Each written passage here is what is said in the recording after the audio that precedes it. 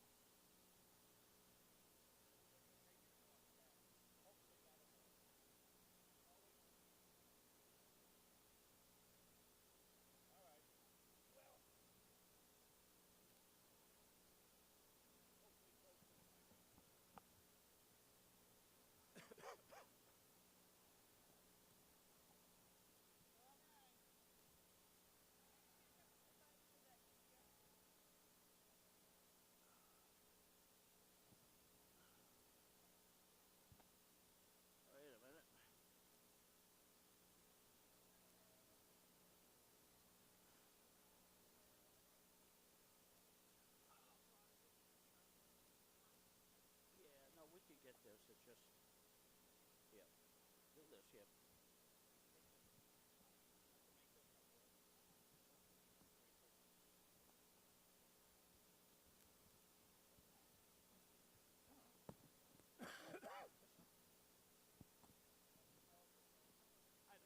not going to say anything yet. I know, right?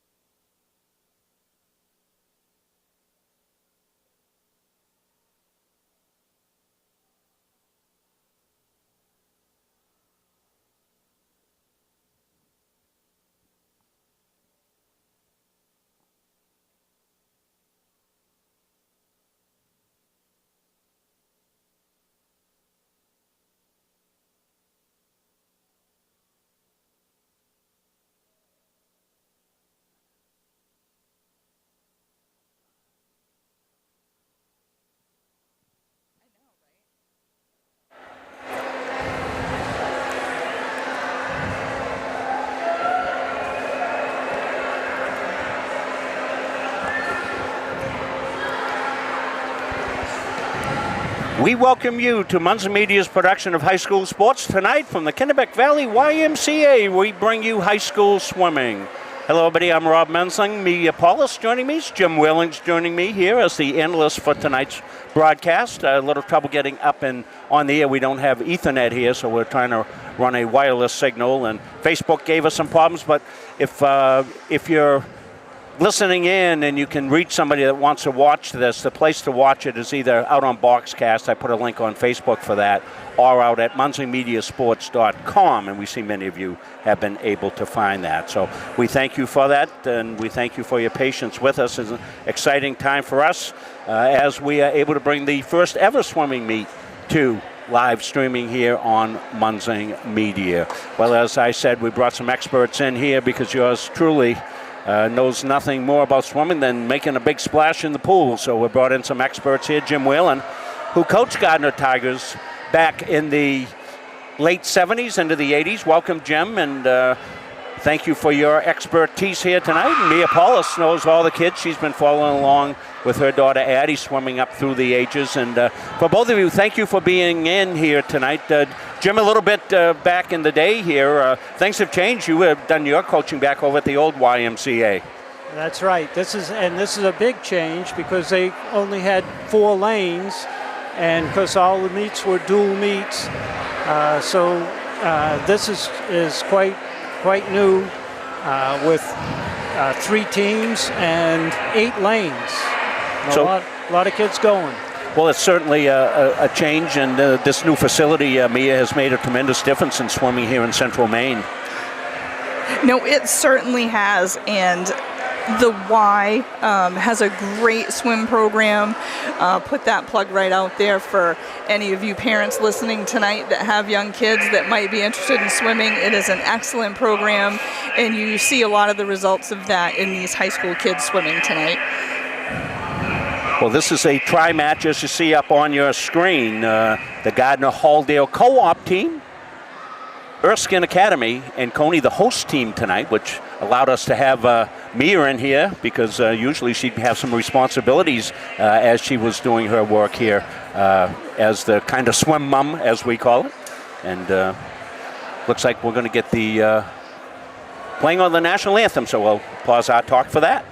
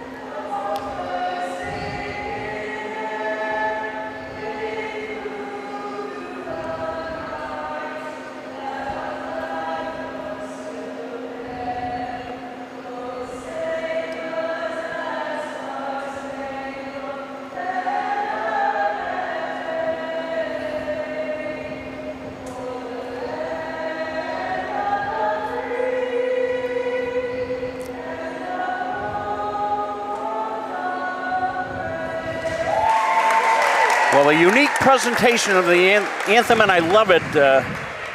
Mia and Jim, the kids belting out the national anthem. Yes, excellent job. Really nice to see. Yeah, Cony swimmers singing. Well, you, Jim, were able to catch up with some old friends here from your days coaching. Well, yes, the Cony coach he coached Cony back in 1979, and then they dropped the team for a short period, and he went on to coach at Waterville.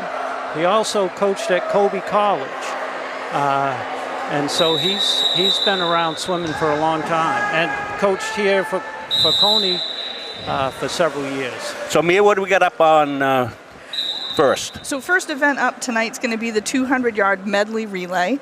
We've got Gardner Halldale in lane 4, Cony in lane 5, and we have Erskine in lane 6. 200 medley relay will start out with the backstroke.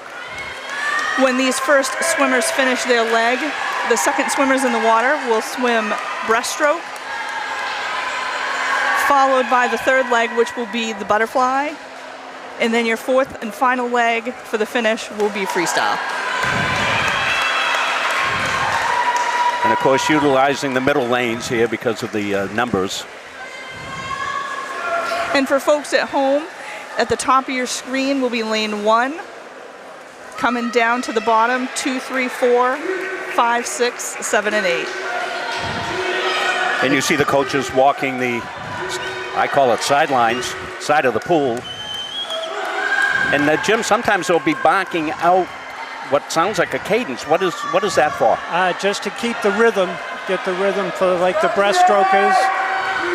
Also, Rob, you mentioned the middle lanes. The middle lanes are usually your faster lanes in a pool.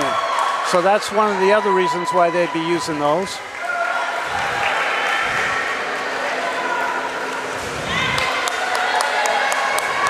And we've got Gardner out to an early lead. Cony right behind, though. And that's your daughter doing the butterfly? That is my daughter doing the butterfly. Taken a few years to perfect the stroke, and I'm sure she's happy I'm broadcasting tonight because that means I don't get to cheer.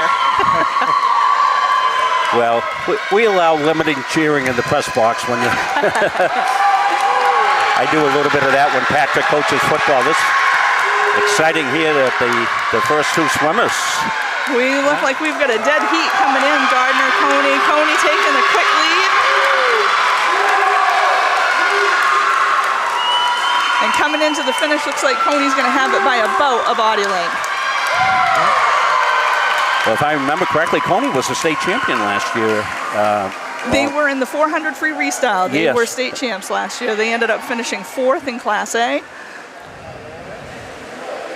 So that's a good sign for Gardner. Right up there with them.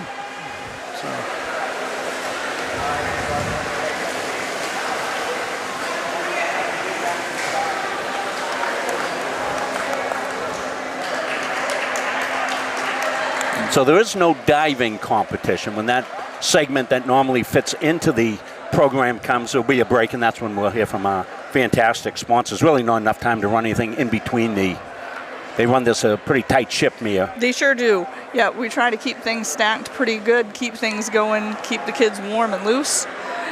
So we'll follow up with event 2, which will be the same event, the 200-yard medley relay, but we will have the boys' teams competing. Gardner Halldale in lane 4, Cony in lane 5.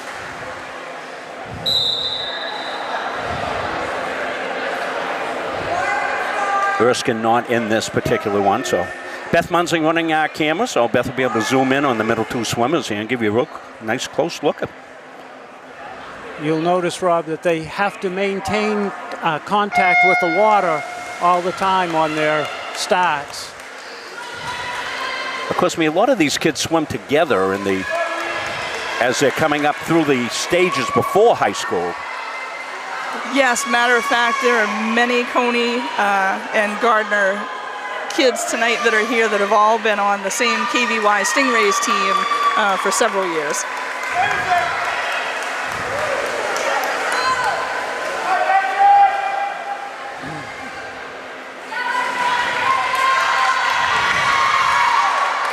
Cony out to a quick lead. Gardner's Jackson Gray finishing up his leg of the race. Well, some nice stories with two of the Gardiner boys, Jackson being one of them, been the other. First-year swimmers came out, filled that squad out. Owen Munzing came back off injury, and Ian's been with it all along. So that's the 4 kids that are swimming for the Gardiner Tigers. Yep.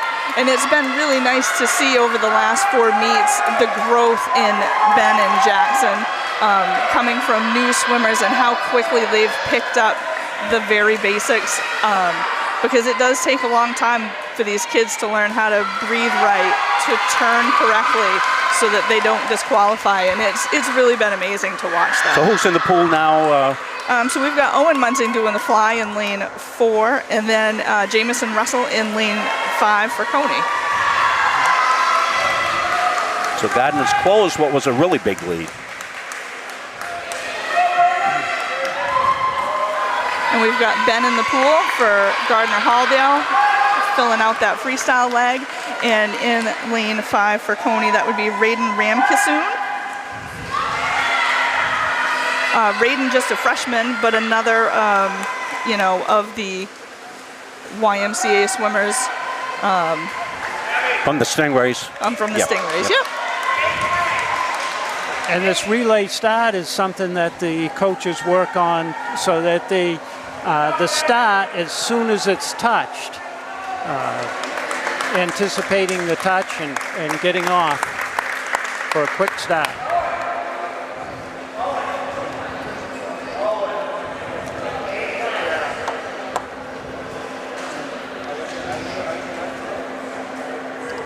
And that time for Gardiner at 2:16.73 is the best time for their relay so far this season. And that's one of the things that they look at, because kids are trying to qualify for their state meet.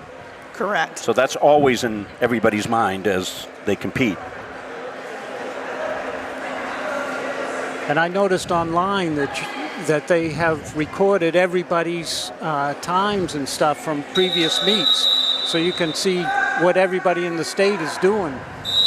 Yep, it's a great tool for the kids to see where they stand against their peers in the state, and helps them to choose what they might swim at states should they qualify. So moving on to event 3, this is the girls' 200-yard freestyle. In lane 2 from Cony is Emily Foster. Lane 4 from Gardiner Halldale is Abby Burgoyne. In lane 5 from Cony is Emily Kennard. In lane 6 from Erskine is Hannah Polly. And in lane 7 is Gardiner Halldale's Jenna Tremblay. So the state cut time for the 200 free is, for the ladies, a 2:25 flat. So one length of the pool here at the Y in Augusta is 25 yards. And one lap, which is down and back, will be 50. So these kids are doing 4 complete laps to finish their 200 freestyle.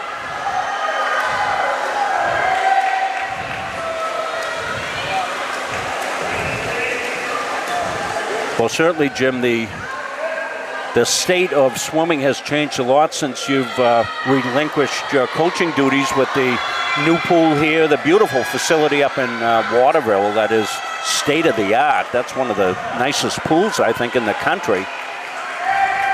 I haven't seen that, Rob. Is that at the Boys and Girls Club or at? No, it's at Colby College. Yeah. I know that must be real new, right?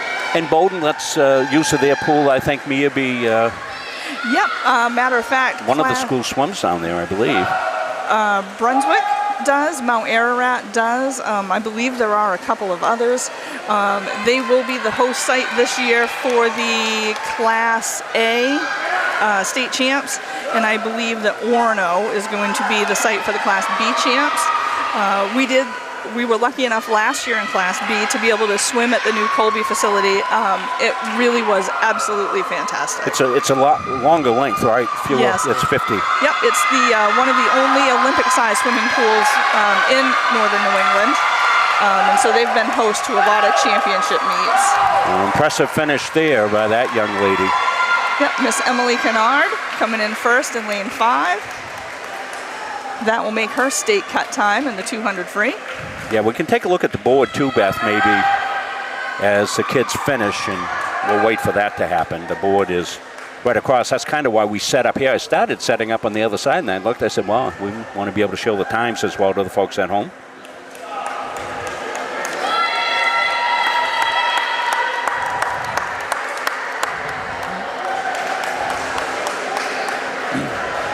So, Jim, what is your swim background? I know your athletic background because you and I, 127 years ago, were knocking heads up at the University of Maine Orono in football. What is your swimming background? My swimming background is from the Oaks at Gardiner. The summer rec program in Gardiner, for any of the old timers listening, they'll know exactly what you're talking about. That's right. That and swimming lessons, both at Orono and at the University of Maine Presque Isle. Is that part of your phys ed training? Part of the training, yep. So Jim, a long-time phys ed teacher in the Coney first, and then we got him out of town there, got him back in the Tiger Town where he belonged, and did a long stretch of teaching, coaching. Getting a look at the board there. Nice job there, Beth. So this is our first swim meet that we have ever done. So we're open to comments. You can get me at rob@munsingmedia.com or right on Facebook. Let us know. What's up here, Mia? Oh, we're on to the boys. 200-yard freestyle.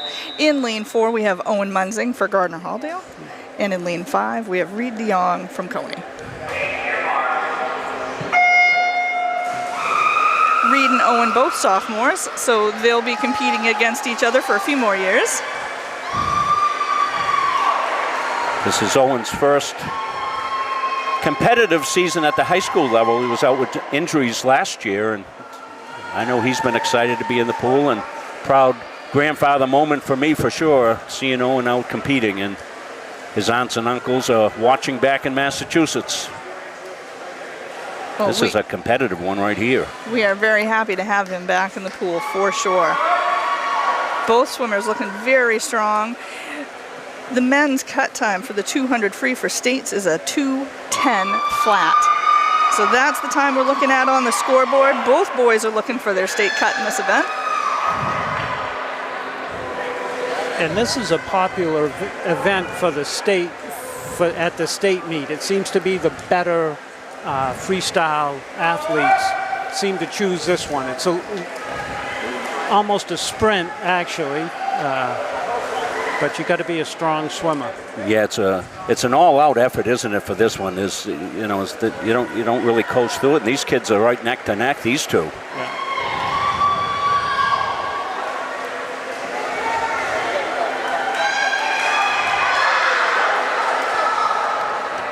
And this time of year, back in the day, I'd be playing basketball. But what I have learned from my daughter on this 200 freestyle event is somewhere around the 150 mark, as the boys push into their last 50, is the point where things start to feel tired and you really have to get inside your head, push through the pain, and really focus on your breathing, pick up your speed, and come in strong to the finish.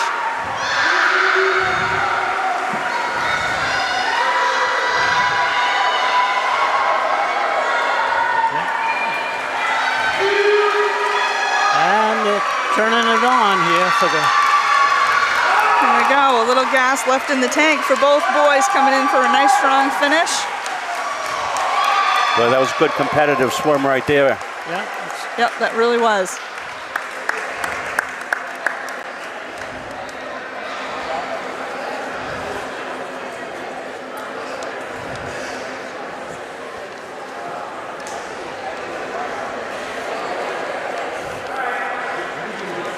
And what was the qualifying time there again for that one, Mia? Qualifying time for that was a 2:10 flat. So okay. Both boys just missed a little bit. And they were both right about their best times for the season. So still plenty of swimming to go. Plenty of time to drop the rest of that time needed. Yeah, that's the thing you're looking for, is the right time to peak, isn't it, Jim? That's right. They do what they call taper at the end of the season.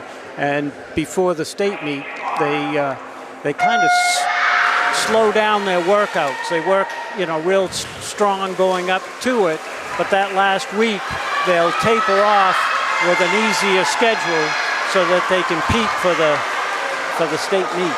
What swimmers we looking at here, Mia? All right, so we've moved on to the girls' 200-yard individual medley. So this is 4 lengths of the pool, starting with the butterfly, moving to backstroke, breaststroke, and freestyle. In lane 4, we have Addison Paulus for Gardner-Halldale. In lane 5 is Addison Burnham for Coney. In lane 6, AJ Giraz for Erskine. And in lane 7 for Gardner-Halldale, Fiona Breslin. Looks like we've got Addison Paulus out to an early lead.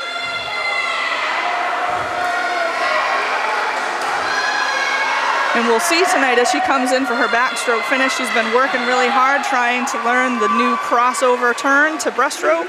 And we'll see if she makes an attempt to do that tonight.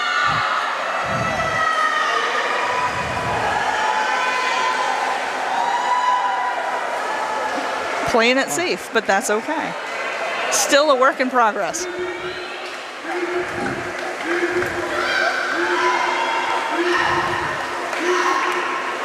Coach Pekin's calling out the cadence. Yeah, that's getting a rhythm.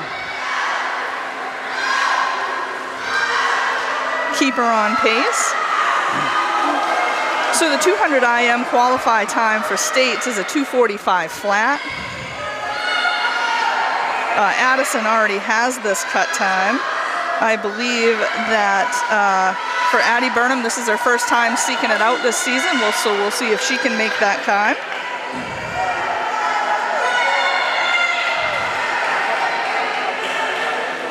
Addie Burnham, her mother works at Shop and Save as a pharmacist, worked with Janet, my wife Janet. So we've yes, heard about her. Oh yes, my favorite pharmacist who has been displaced to Augusta since the flood. Yeah. And that leads me to another track, but I want to thank Jack Goggin and the crew over at Goggins IGA for all they've done for the community and really making it able to still get your groceries. One of our great sponsors here on Munson Media. Okay, so we have Addison Burnham. Great job. Finishing in first, Addison Burnham in second. Time's going up. As soon as we get the swimmers finished, Beth will shoot the screen and we will move on. As we said, a crackerjack outfit here running this. This is a Coney home meet, but I think everybody pitches in, right? You know, all the coaching staffs and everybody's helping out. Yeah. Everybody's helping out, and Coney would be responsible for the timers and things of that sort.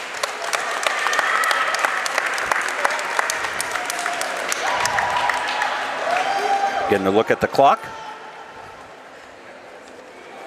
And so that is a state cut time for Addison Burnham. Well, congratulations to Addison. Fantastic.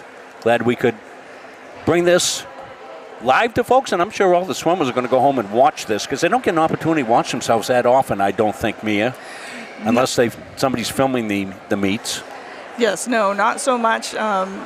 There is a little bit of live feed going on. Sometimes at practice, the kids will tape each other so that they can critique their strokes. I saw the Morse group do something last year that I thought was extraordinary. What coverage they had down there. They had the overlays on the lanes and everything down there. What a fantastic production they put in. I know, it was kind of like watching the Olympics. Yes. What do we got here? So 200 IM for the boys. So we've got Ian Dixon from Gardner-Halldale in lane 4 and Raiden Ramkissoon from Coney in lane 5. These boys are teammates on the KVY Stingrays. So this should turn out to be a great event. And the men's cut time for the 2 IM is a 2:32.50. Raiden and Ian both already have their state cuts in this event. Yeah, these are two of the premier swimmers in the Central Maine area. This is a tough event. They have to do all 4 strokes.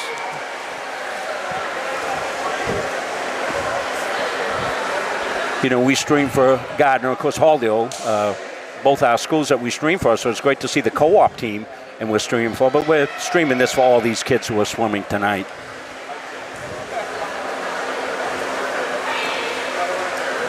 And we'll look at the schedule. I'm not sure if we can fit another meet in now that we know we can do it. I think we're doing it. But you two are doing a great job, and Beth, and I'm just trying to get the feed out to the world. And so Raiden just a freshman, Ian is just a sophomore, so we'll be seeing plenty more of these boys for the next couple of years. And this looks like the Gardiner's strength here is breaststroke, because he's caught up a little bit with the Cony guy. And I believe, Jim, theory states, too, that most individual medley races are won or lost in the breaststroke because it is such a technical stroke. It is a great place for swimmers to be able to catch up if they are really proficient in it. As you can see, Ian has already closed the gap by half a body length.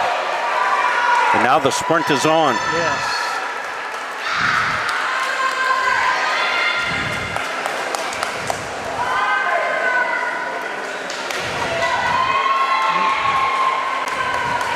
You know, and I'm not sure how much the fans can hear at home, but one of the things I love the most about swim, you see all the kids are up, all the kids are cheering. The parents really get into it as well. You know, it's just a real community event, and everybody is so positive. It's really fun. And they cheer all the way through. If do. a kid's a little behind, coming in a little bit, you know, after the first person is touched, they stay and they cheer, and that's really good to see. So next up, we're going to have the girls' 50-yard freestyle. We're going to have 3 heats of this event. We go slowest to fastest, I believe, is usually how these are broken out. We will have the most swimmers in the first heat, working our way down. So I see one thing we can do next time. We'll take a second camera and we'll just aim it right up there at the... We can probably superimpose that right in. Oh, that would be great. Wouldn't that be good? And this is the event that kind of anything can happen. That's probably why some of the better swimmers like the longer distance, because they can less chance of error, or if there's an error, they can make up for it in the 50. It's all out. All out, one time down and back for all the marbles. So in lane 1, Cony, Rika Goosen-Carey. In lane 2 for Cony, Logan Dinkle. Lane 3, Erskine, Annabelle Fortier. In lane 4, Gardner Halldale's Kaylin Peekins. Lane 5, Cony, Annabelle Orth. Erskine, Stephanie Kumanek in 7-6. And Gardner Halldale's Georgie McCamish in 7. And Gardner Halldale's M. Nichols in lane 8. State cut time, 2:29.10 is what we're looking for. I think Cony had first and second on that. Sure did. Yeah. So a couple state qualifying times up there. And several heats of this, you said, Mia? We have 3. So coming up, we have heat 2.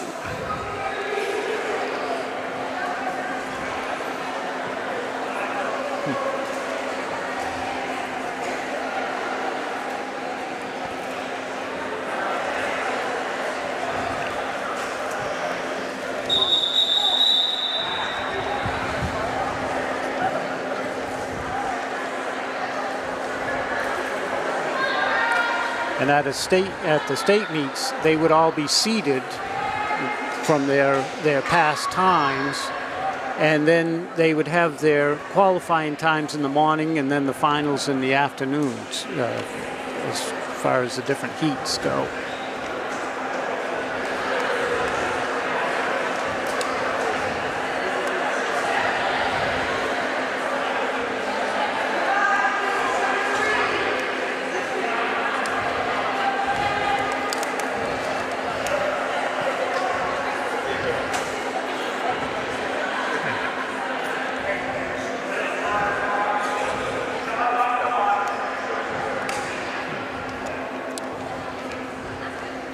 So they have a choice whether to be on the blocks or starting from the floor. Yeah. So it looks like they may have combined the last 2 heats. So I'm going to read the names. I'm not sure if I've got them all in the right places, but in lane 2, Cony, Emma Blair.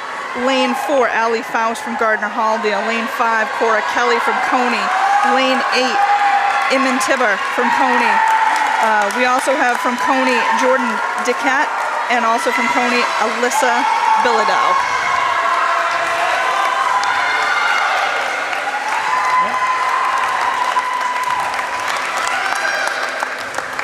Looks like Gardner-Halldale's Allie Faust won that heat.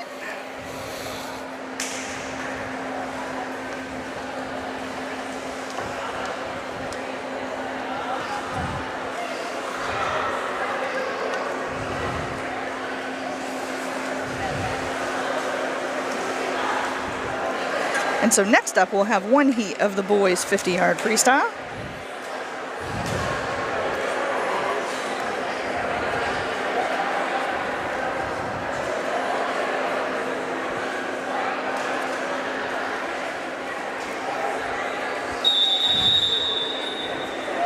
I want to thank our fine sponsors making this possible. You'll hear about them during the 10-minute break that we take.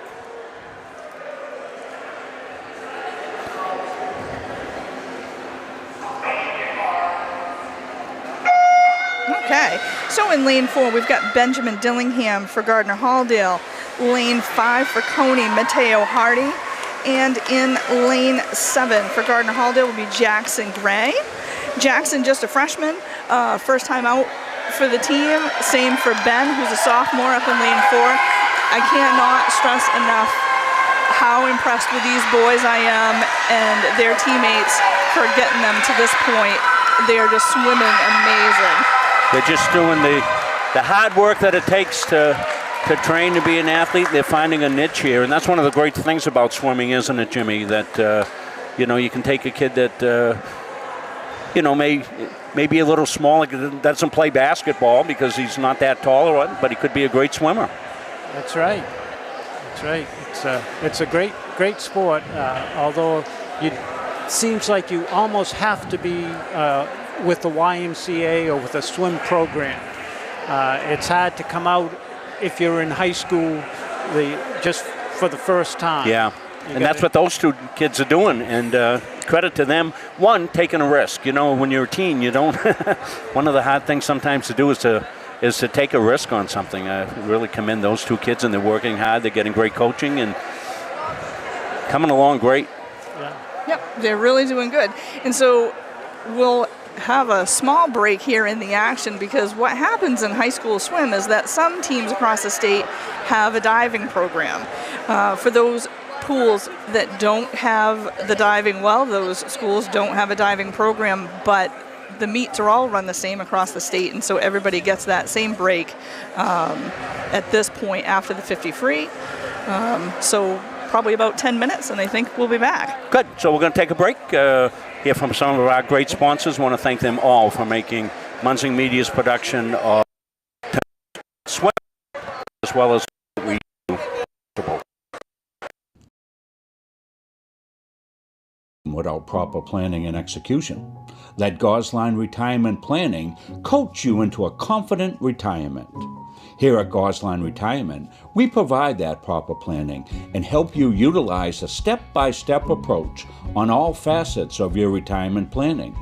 We provide guidance on income planning, wealth management, understanding taxation, Medicare and long-term care, and legacy and estate planning.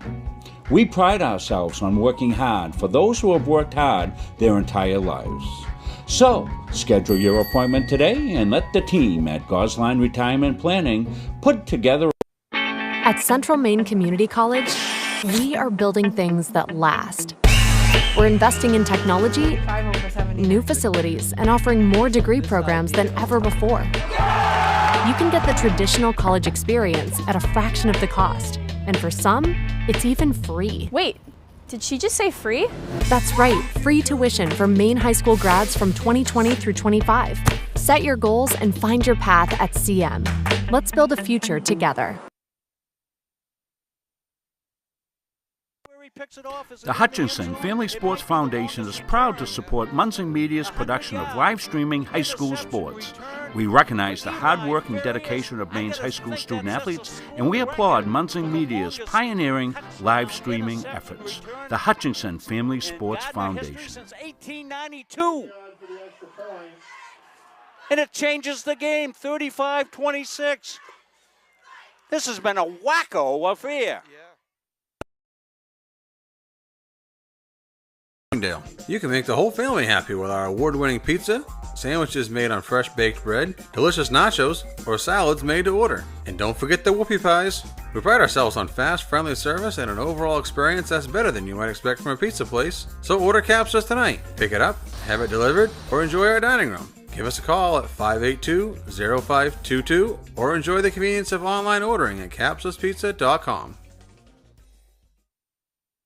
Elliott Office Products is a family-owned business that has been around since 1985. Grampy Charlie started the business as a service technician, and it has evolved into a full-servicing printing company. From simple copies to full logo design, we offer it all under one roof. Located in Farmingdale, Maine, we are at the heart of many different communities. We love assisting new and existing customers with any of their printing needs. Stop by, call, email, or send us a message on Facebook. We would love to help. At a family's time of loss, making arrangements with those you know and trust can lessen the burden, so you may better focus on preparations and services. Family First Funeral Homes and Cremation Care's network of long-established, family-managed firms is here for families like yours, providing experienced and compassionate service throughout Central Maine. They are Lowry Brothers and Wheeler Funeral Homes in Fairfield and Oakland, Knowlton and Hewins and Roberts Funeral Homes, serving Augusta and Winthrop, and Staples Funeral Home for families in Gardiner, Maine. Each staff is experienced at accommodating the unique needs of the families we serve, as well as pre-arranging services for individuals. All of the Family First locations stay true to our traditions and commitment to the communities we've served for decades. Together, we join with you to celebrate lives well lived. Family First Funeral Homes and Cremation Care, where your family is our family. Trust your hard-earned money to, bigger is not necessarily better. Will you be noticed? Will you be heard? At Gardiner Federal Credit Union, our members aren't account numbers, they're our friends and neighbors. Each member has a vote, a voice. What matters to you matters to us. Lending decisions are based not solely on your credit score, but on who you truly are. We work diligently to end hunger. We volunteer in our local schools and throughout the community supporting neighborhood events. We are local people making local decisions, investing in our members and giving back to our communities. Gardiner Federal Credit Union, where your money has a voice. Coaches and athletes know that teamwork is the key to success. At the Gosline Insurance Group, our team is comprised of knowledgeable, enthusiastic, and dedicated agency personnel who are committed to keeping our clients informed and protected. Featuring 9 agencies throughout the area, the Gosline Insurance Group is the largest locally owned independent agency group in Central Maine. As a trusted choice agent, we are dedicated to you and are committed to treating you as a person and not as a policy. This commitment means we will work for you and not the insurance company. So call us today and let our team put you on the path to success. Why waste valuable time and gasoline traveling around when you can enjoy one-stop shopping at Goggins IGA in Randolph? Goggins is locally owned by people you know and trust at the heart of our community. Goggins offers the convenience of one-stop shopping, in-store banking, a large selection of liquors and wines, and a full-service pharmacy. At Goggins IGA, you're in, you're out, you're home. At Randolph Hardware, our game plan is simple. We offer way more than just hardware, but it all starts with a promise. We have what you need and always with a smile. We have a huge selection of paint, plumbing, electrical, and gardening supplies to help you complete simple projects to major home renovations. We also offer a rental center, factory authorized power equipment repair, and the best tool selection around. So stop in today and let the Randolph Hardware team help make your project a winner.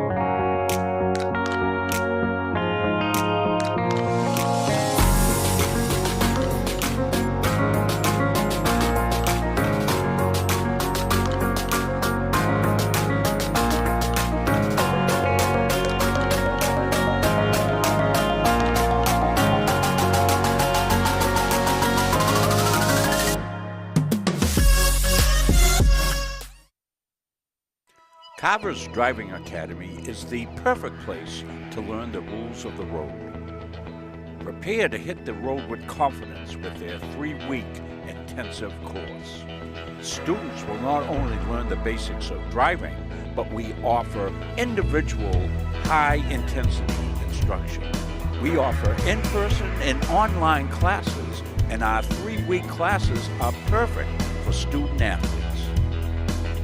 At Carver's Driving Academy, we are driven to excellence. Check us out on Facebook or email us at carversdriving@gmail.com.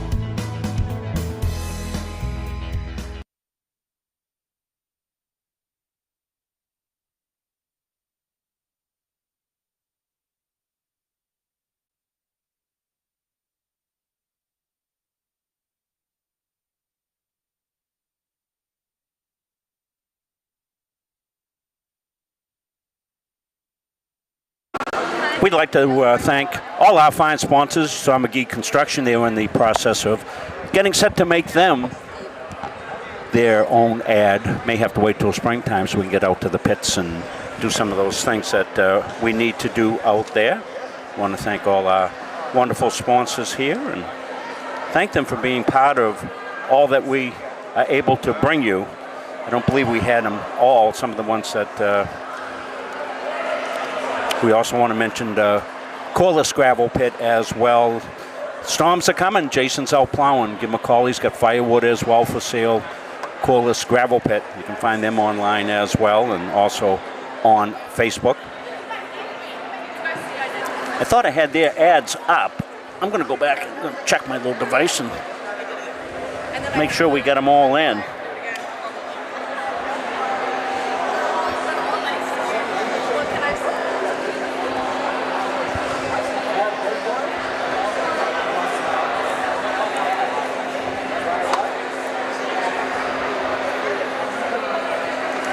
So we're still in our 10-minute time stretch. So Jim and Mia rejoin me here for the broadcast. What are your thoughts here, Jim? First half of the meet here so far. What's impressed you? Well, the numbers have impressed me, the number of participants, and then how well they're swimming, and the excitement of the whole thing. I was just telling Mia that in the old days they would have if somebody did a false start, you could do one false start and not get disqualified. But to stop the swimmers, they would hang a rope across where these flags are. Yes. And so when the swimmers dove in, if there was a false start, they would pull the rope that would fall down in the pool and kind of stop. The swimmers would know that you get a restart. So like fishing for swimmers. Yeah. So your thoughts so far, Mia? You know, it's really been a great meet. I'll be interested to see in the end how the scoring comes out for those folks at home. Basically, in a regular meet, when it's only 2 teams, you're scoring your first through 6th place finishers, and each finish spot has a designated time.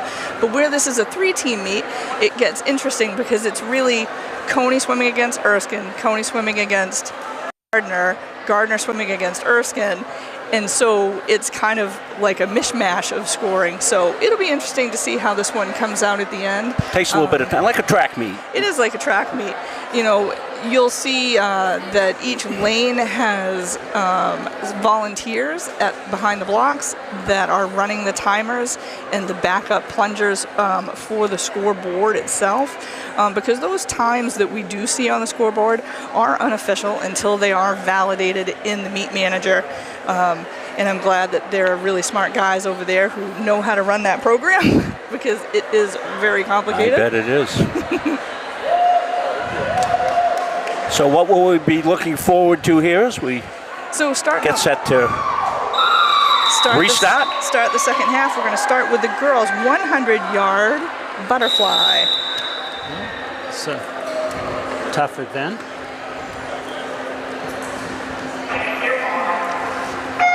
certainly not for the faint of heart.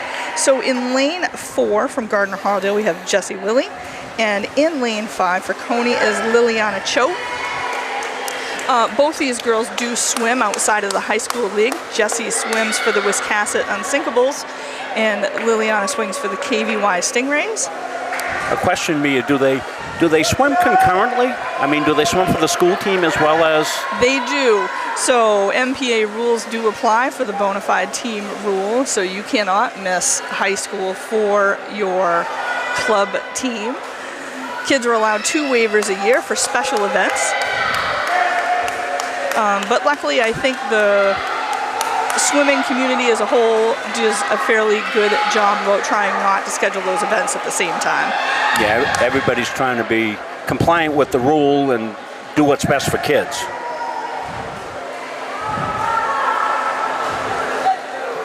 That's Coach Rob Peekins that you're seeing here. Walk through and do his coaching. Robert's a great swimmer here. Graduating the class of 1990 from Gardner Area High School. His name's on several records. Actually, right up above us, they have the Gardner Tiger swim records. Rob Peekins, 53, has the record. Of course, on the girls' side, it's full of Sarah Knight. Sarah was an outstanding student athlete at Gardner Area High School. As a freshman, she won her, I forget which event it was, but she went to the University of Maine on a swim scholarship.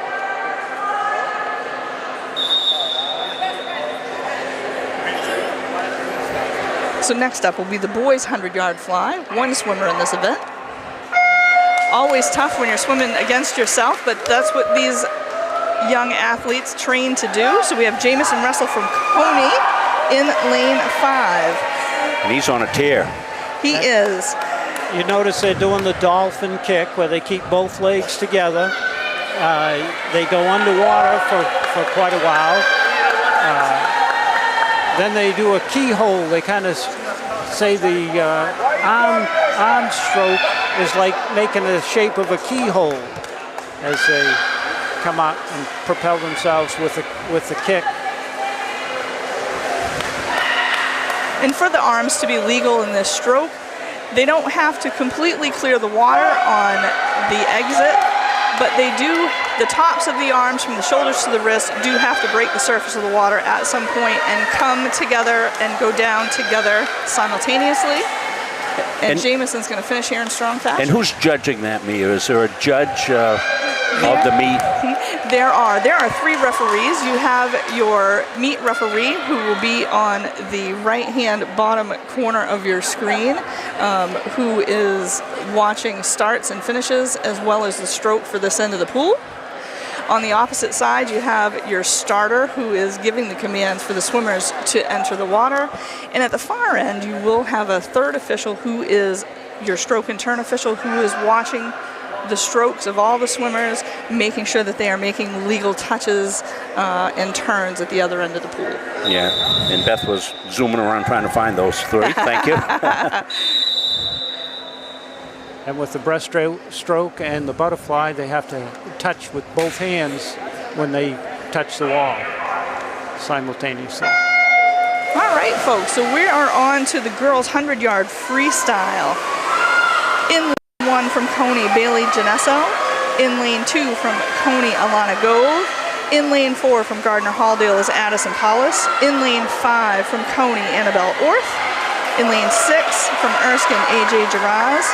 In lane 7, Gardner Halldale's Kaylin Peekins. And in lane 8, Gardner Halldale's M. Nichols. We are looking for a state cut time of a 1:05 flat. And I think these 2 former teammates in the middle of the pool are going to give us quite a race. They are neck and neck. They are. Annabelle's got her by about a quarter body length. And we'll see if Addison can turn on the juice here for the last 25.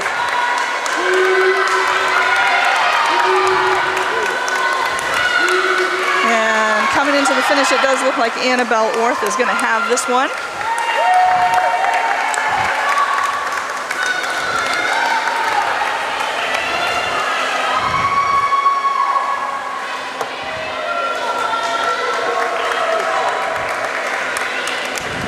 So we are a co-op team, as we've mentioned, and once we get the times here, we'll finish that thought. I guess we can finish it now. So the Gardiner Halldale co-op team is pretty well stocked with, on the girls' side, who are the Halldale members of the team, Mia? So Halldale members are, that's bad, Jessie Wiley and Abby Burgoyne. Both Farmingdale, Jessie, goes to Halldale.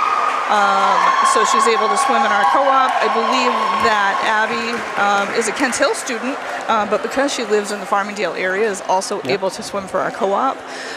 One swimmer I've noticed is missing from tonight's lineup. We do have an unattached Maranacook swimmer on the Gardiner Halldale roster, Anna Clausen.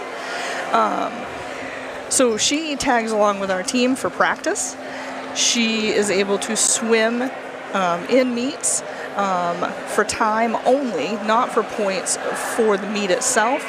But she's able to make those individual cut times and will be able to swim in the Class B states for her school. Emily Nichols, another Halldale student as well, right? Yes, she is. Yep.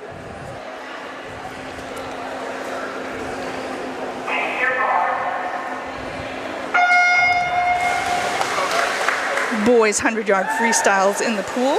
In lane 4 for Gardiner Halldale is Owen Munzing. Lane 5 for Cody, Raiden Ramkassoon. And in lane 7 for Gardiner Halldale is Ben Dillingham.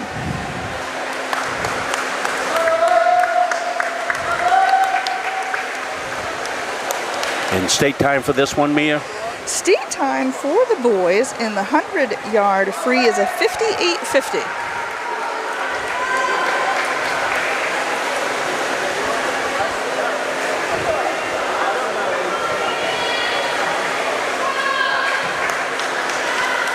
Breaking that minute mark for these swimmers is a great milestone.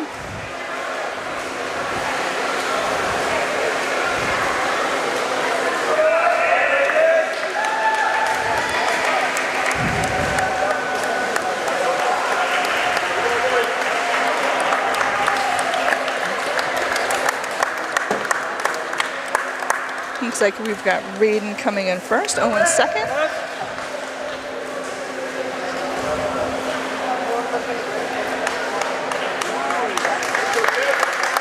Well done, Raiden with a cut time. Owen just shy of the mark.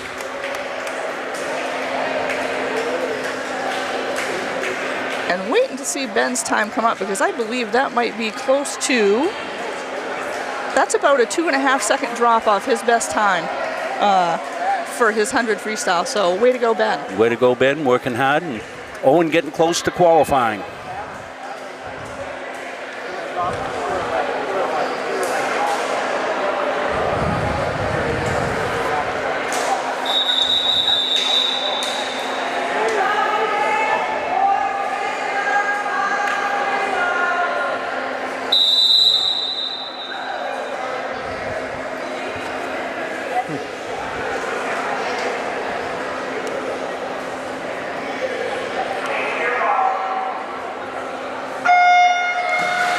So we're going to combine the next two events. This is the girls and boys 500-yard freestyle. In lane 2 from Coney is Reed DeYoung. Lane 4 for Gardiner Halldale is Jenna Tremblay. Lane 5 for Coney is Emily Foster. In lane 6, Paige Clark of Erskine. And rounding out our 500 free is Ali Faust in lane 7 from Gardiner Halldale. And this is the longest event for the swimmers. We have to have somebody down at the other end counting the laps for them. Thus you see the signs there. And drop those down in the water for the kids so they know the count.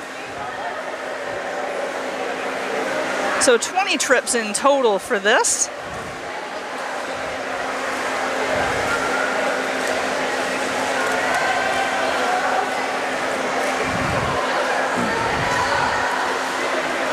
You'll notice on the turn into the pool with the counters, At times they will shake the board up and down, side to side. A lot of times these teammates work in tandem to help keep the pace on the swim for the entire race. Yes, ideally their splits or their time for each 100 would be pretty close to the same. That's tough to do because of getting tired, but ideally it's to maintain the same pace the whole distance, and maybe go a little faster at the end when you close out, but usually doesn't happen that way.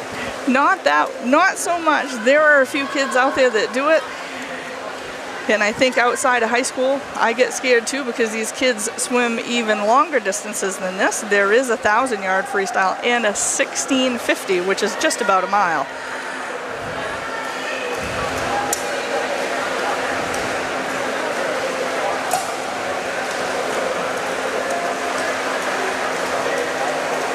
That's giving you a look at all the different lanes here. They're all at various points in their swim.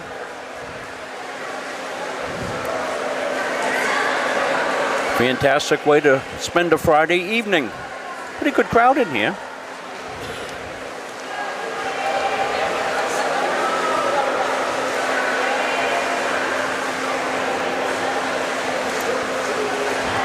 Uh, 500 free cut time for the gentleman is a 6:05.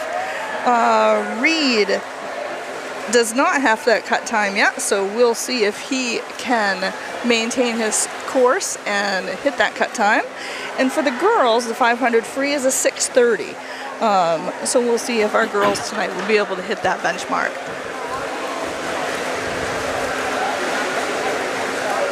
And as we get more into the race, you'll see the numbers on the turn end of the pool will start to differentiate a little bit as swimmers find their groove, hit their marks, and start pulling away a little bit. Do you know if it's the 500 meter, do they shorten it? I believe the equivalent is they do a 400 meter instead of, right. So it roughly comes out to be the same. Yeah, but it's not 500 meters. Correct.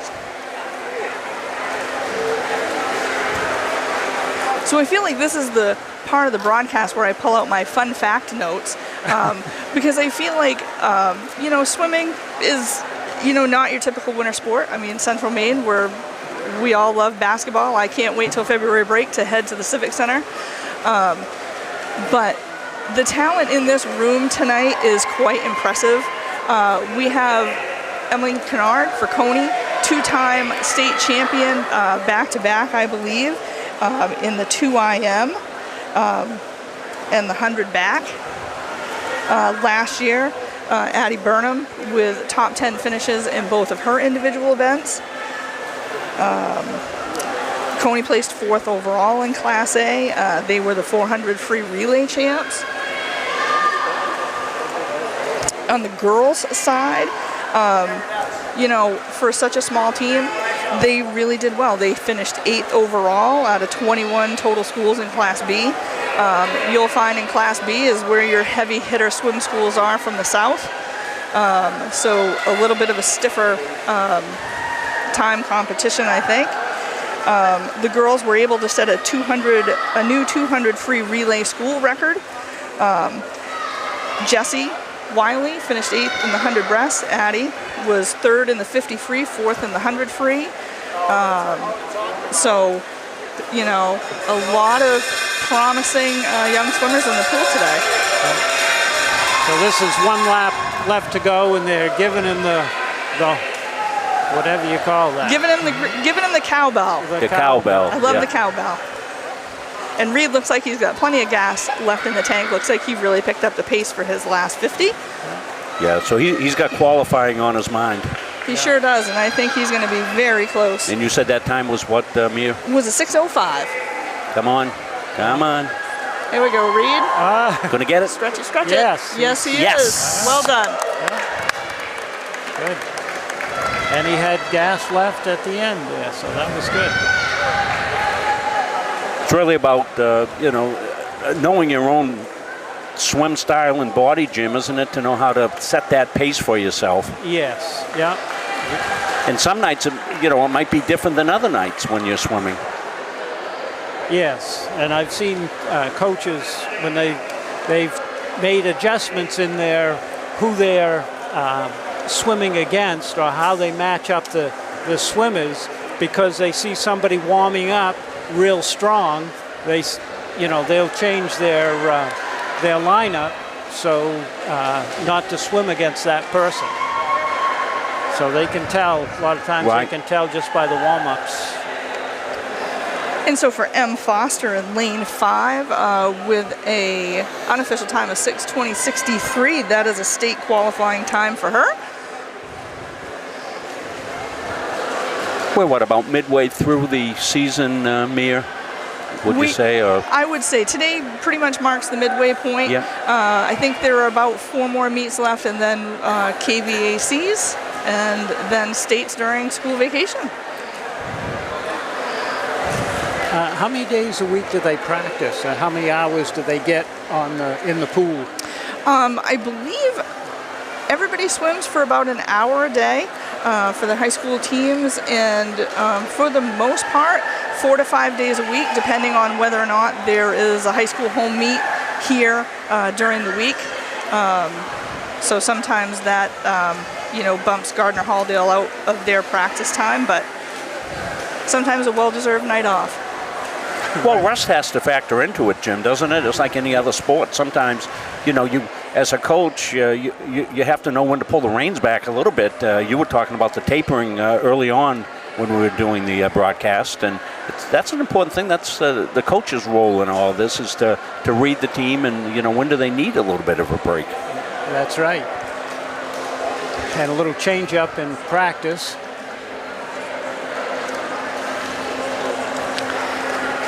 Lane 6, giving a shout out to Paige Clark, who looks like she just dropped a little over 3 seconds on her best time this year. And it's a funny competition, isn't it? You're competing against other swimmers, but you're competing against the clock, and you're competing against, what you did last time in the pool. Exactly. Everybody's always trying to do better. Exactly. And I think one of the biggest things we tried to teach Addie early on, you're not always going to get your best time, but keep it in the ballpark and just keep going, because eventually it's all going to gel and stuff just happens.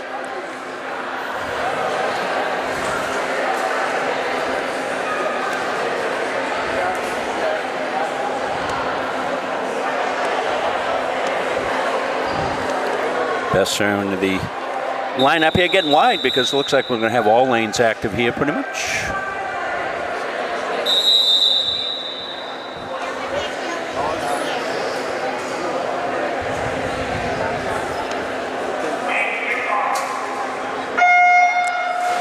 Is this a 200 relay?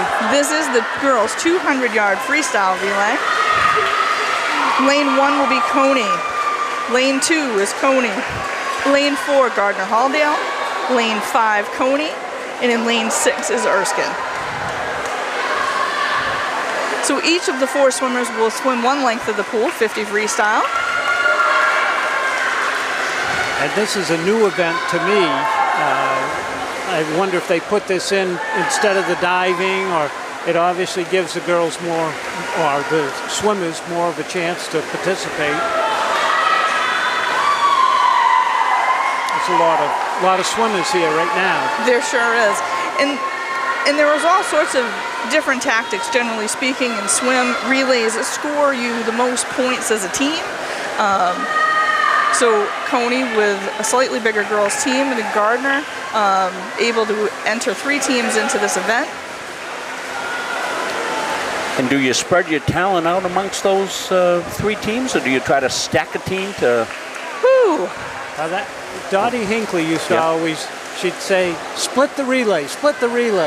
Yeah. So that, so you could get at least a second and third, and if you couldn't beat their team, their first place team, you could get a second and third, because again in the dual meets, that you could score, you could make up some points that way. Dottie, of course, long-time field hockey and swim coach here at Gardiner.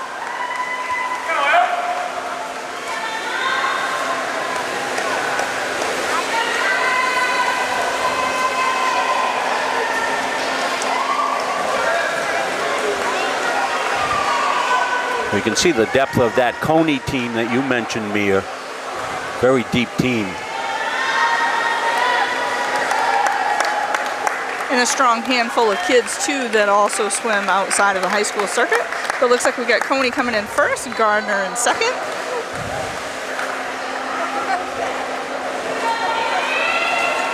Beth giving you a look at the board.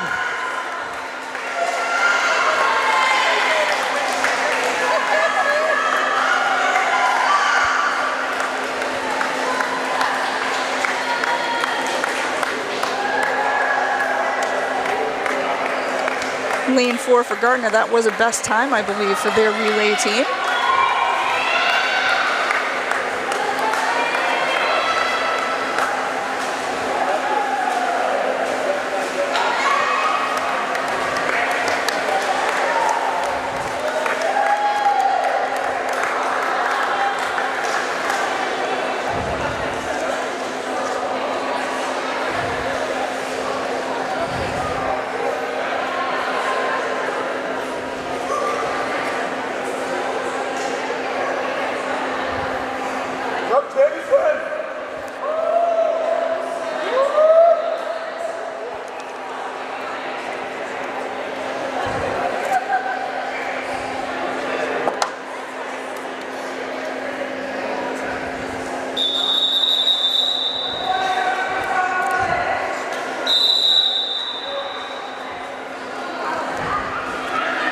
Action right in the middle of the pool here. So we'll follow up with the boys 200 free relay. Leading off in lane 1 for Gardiner Halldale is Owen Munzing, and leading off for Cony in lane 5, Jamison Russell.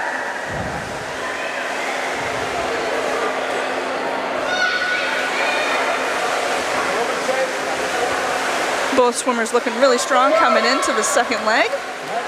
We'll have Jackson Gray for Gardiner Halldale and Mateo Hardy for Cony.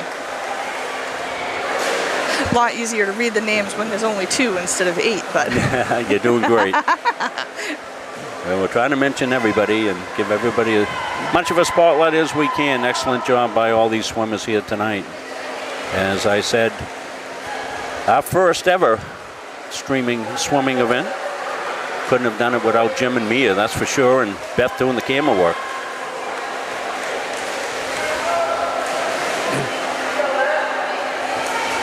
These relay starts reminds me of Dwight Ellis telling us on a fly ball, sacrifice fly ball, you tag up on third base and you leave like when the ball is 1 yard from the guy's glove.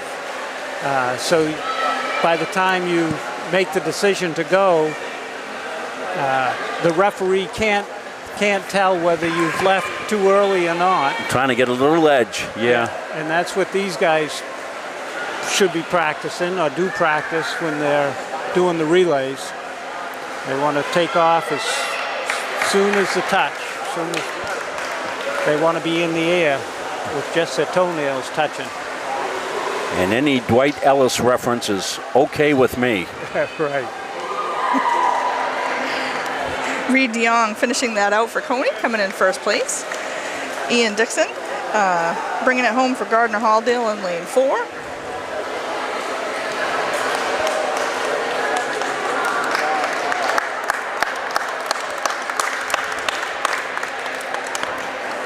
So they're qualifying times for these events as well. Actually, there are no qualifying times for any of the relays for states. I believe the one caveat, if I read it right with the MPA bulletin, is that teams can only enter 1 relay team per school per event. Okay. And a little coaching point is when they set up their relays, instead of just having the 4 swimmers, you can name as many swimmers as you want in case one of those 4 are sick or something. even at the day of the event. Or gets hurt swimming, yeah. Yeah, you can substitute somebody in. All right, we're on to event number 19. This is the girls' 100-yard backstroke. Lane 4, Abby Burgoyne of Gardner-Halldale. For Coney in lane 5, Addison Burnham. In lane 6 for Erskine, Annabelle Fortier. And in lane 7 for Gardner-Halldale would be Georgie McCamish. State cut time for the girls 100 back is a 1:15 flat.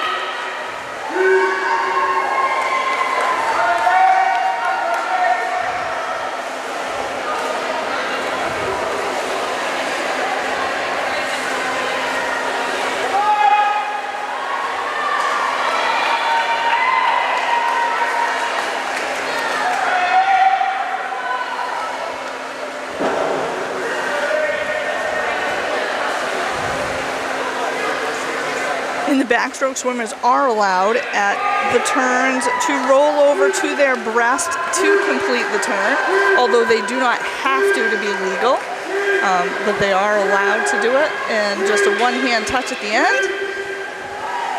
Addison Burnham will come in first, followed by Gardner-Halldale's Georgie McCamish, and then Abby Burgoyne from Gardner-Halldale as well in third. And in the old days, it was illegal for them to do that little flip turn to turn over that last stroke. They had to touch it and do an upside down flip turn. And that's what these flags are for, is so that the backstrokers, they count how many strokes it takes to get to the wall. So they know when to turn. Right.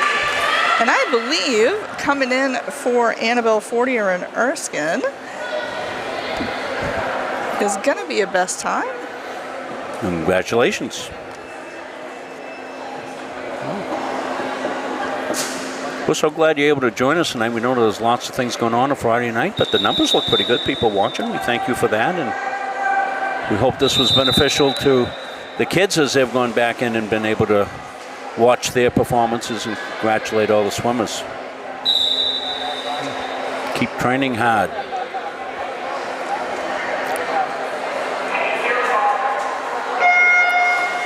Boys are up again. Same event, 100-yard backstroke. In lane 4 for Gardner-Halldale is Jackson Gray, and for Coney in lane 5, Jamison Russell. State cut time on this event is a 1:14.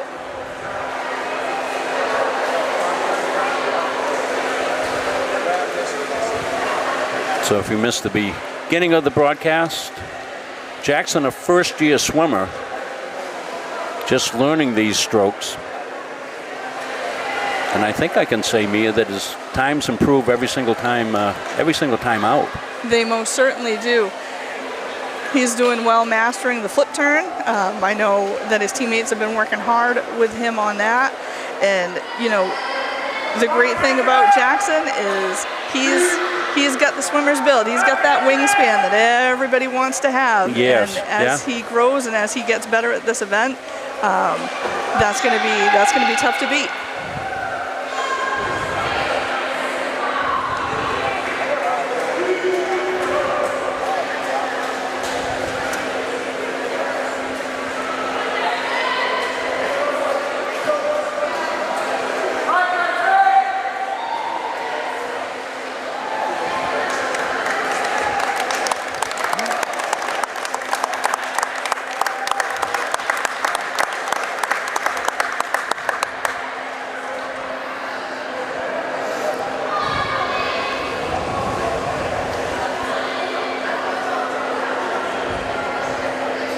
Beth's giving you a look at the scoring again, just the two swimmers.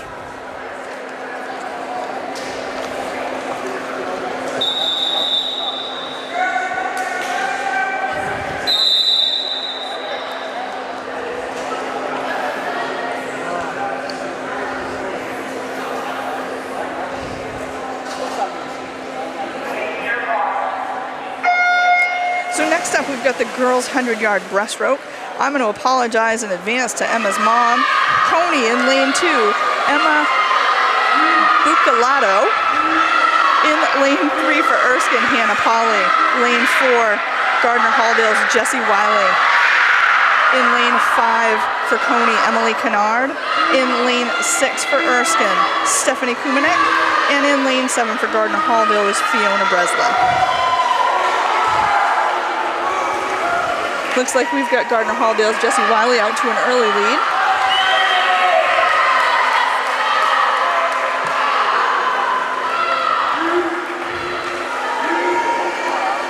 State cut time for the 100 breast for the women is a 1:24.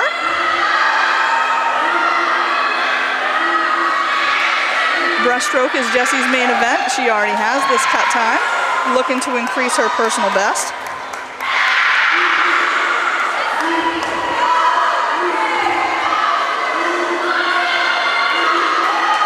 Emily Kennard as well also has this cut time, looking for an increase on her personal best.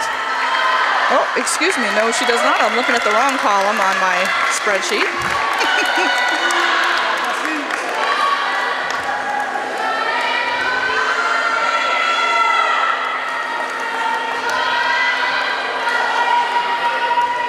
That is a personal best for Jessie Wiley, almost a 2-second drop. Congratulations to Jessie.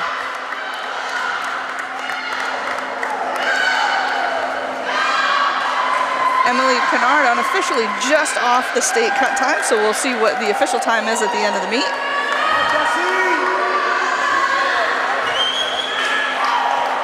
Lane 6, Erskine's Stephanie Kumanek. That is a state qualifier as well.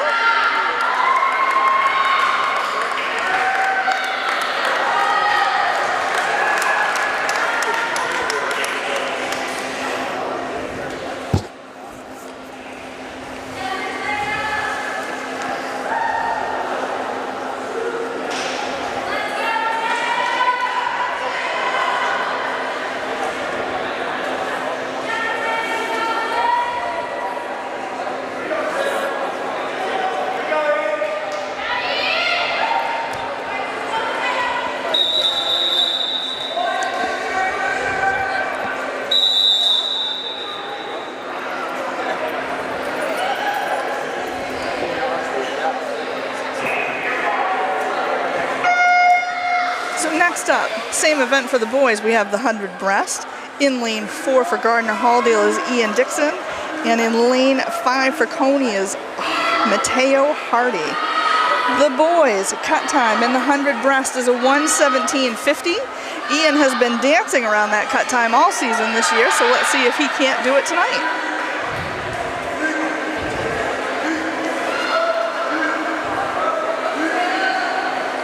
Coach Rob Peekins walking the sidelines, calling out that cadence for Ian. Rob's been the Gardner swim coach for 26 years running.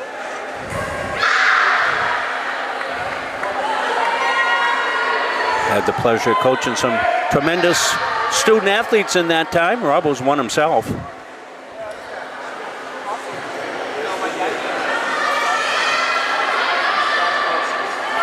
Swim for Coach Paul Sherman. Paul, longtime teacher at Gardner High School.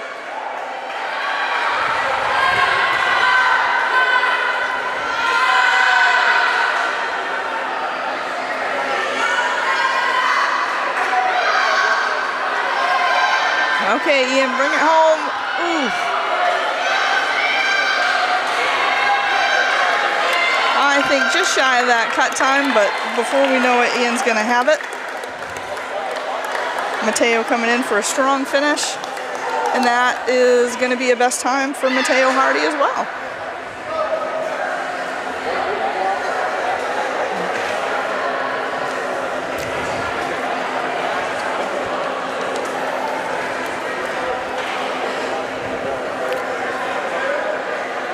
So for the folks at home and for the guy that has to set the end time on the video, I want to make sure I have enough time for this going. Whereabouts are we, me and Jim? We are at the end. Last event is going to be the girls' 400-yard freestyle relay. And part of that, why I ask, is we always set an end time for the stream to go off. I want to I can add time to it. I just want to make sure we're not going to bump or go off the air when we in the middle of the exciting finish. Yeah. Stay with us. We'll wrap up afterwards. We'll hear from Mia and Jim their thoughts on tonight's meet. All right. So in lane 4, Gardner Halldale led off by Kaylin Peekins. In lane 5, we have Coney led off by Emily Foster. And in lane 7, Gardner Halldale led off by Abby Burgoyne. So each swimmer will swim 2 lengths of the pool. Coney out to an early lead. Coney is the reigning 400 free relay state champion for Class A. Yeah, you made an interesting point, and I wanted to follow up on it, Mia, about talking about the strength of the Class B Southern schools. Who are some of those schools that the Class B Central Maine schools go down and compete against? So when we get to Class B states, we're looking at teams such as Greeley, Cape Elizabeth. Cape Elizabeth is a strong one. And it's an interesting bracket where in basketball you find, right, you've got your AA, A, B, C, D. Swim only has 2 categories, Class A, Class B. Class B is the heavier school load, if I should say it that way. I'm going to try to pull that More up schools here real competing? quick. More schools competing. And I think there was a little bit of confusion at the beginning of the season because there was some thought that Coney was going to switch to Class B, as reported early on in the season, but I think that was a typo. And so they are in the Class A bracket. I did confirm that.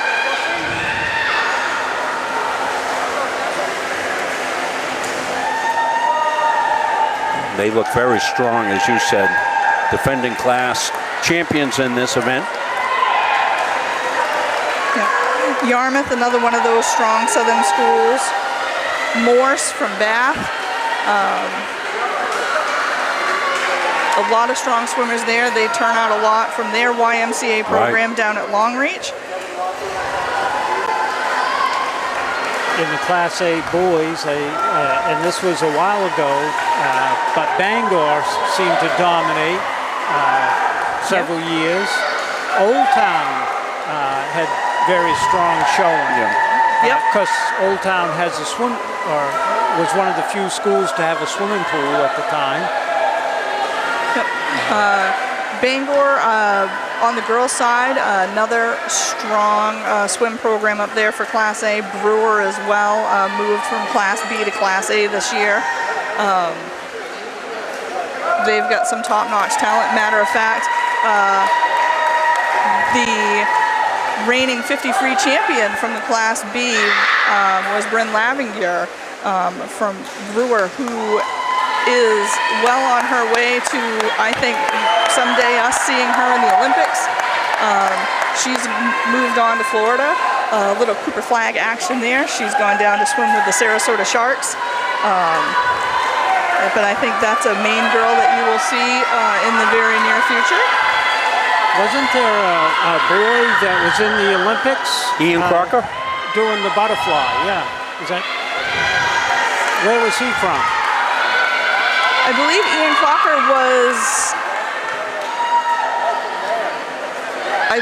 a Portland Porpoise from Maine. Still holds a lot of current Maine records. Actually, shout out right now to Coney's assistant coach, Nate Berry. He is a Coney graduate, swam for the KVY Stingrays, went on to Bates College to have an amazing swim career for Division III. All-American. I believe he swam at NCAAs a few times over his career. Bates has a strong program. They sure do.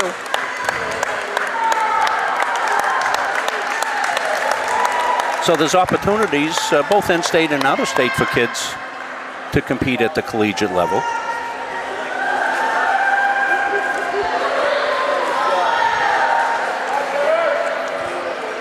And you would think the college coaches, they, with all this social media and all the times out there, that's a way for them to recruit. I mean, they can, they know an event, they know a time, and it probably pops out at them. Yep, sure does. And there's a lot of national web programs out there that these college coaches can look at. Great tools for swimmers as well to match themselves up with colleges that they're interested in. Beth giving you a look at the results.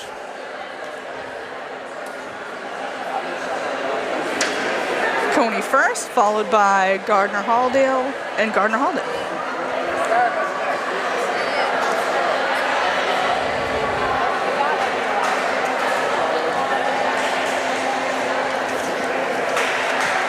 So congratulations to all the swimmers here tonight, putting on just a tremendous performance here. And Mia and Jim, I want to thank you from the bottom of my heart. Boy, you really made a professional production out of our first ever swim. And you guys are hired for life if we do this again. And we will certainly take a look at doing this. And I'll go back and look at how we do it and make some improvements. And we'll get a second camera maybe involved right at that scoreboard. And this is a pretty good setup. This works for everybody. So I think it's going to be a keeper. Here at Munson Media, where, we believe in the philosophy of ready, fire, aim. and Jim knows that from my coaching days. We'll take a hey, do you think we can do this? Well, let's take a look at it. And that's what I believe in. So, we came up here with the unknown, and Beth will tell you I was a little bit concerned about how we're going to pull this off and all that. And then when we lost the Facebook feed, because we lost the feed originally and had a scramble, but we made it work, and glad we could do that for all you folks watching at home, and we had good numbers. We are pleased that you do that, and if you see one of our sponsors or you're in their establishment, or give them a shout out and say, hey, thank you. I watched the swim meet, the first one I'd ever seen online, and it was because you sponsored it. So thank all our sponsors. We thank Beth Munsing on camera. Mia Paula's doing a great job as analyst. Jim Whalen, a historical perspective that Jim and I now have it as we're hitting the 70s. But great to talk about the technique and all that, Jim. And you see the kids going through with the post-meet handshake. Well, that's going to wrap it up here from the Kennebec Valley YMCA. For all of us here at Munson Media, we'll let you know our next game. We've got a couple of days off to recover from things, and we'll have a Halldale girls basketball game. Next Friday night, it'll be a good one. Marana Cook in to take on the Bulldogs. That'll be our next streaming event. And then we hit mid-January, and we are full out for the rest of the winter season. So check the local schedule and catch us at a game or at a meet. We'll look at adding another meet here if we can fit it into our schedule. And thank you, Rob. This was a good experience. It's good. I know it's past your bedtime, Jim. So, we'll get Janet to roll the covers down. Jim will be home soon, get his cocoa ready, and get him to bed here on an exciting Friday night here by 9 o'clock.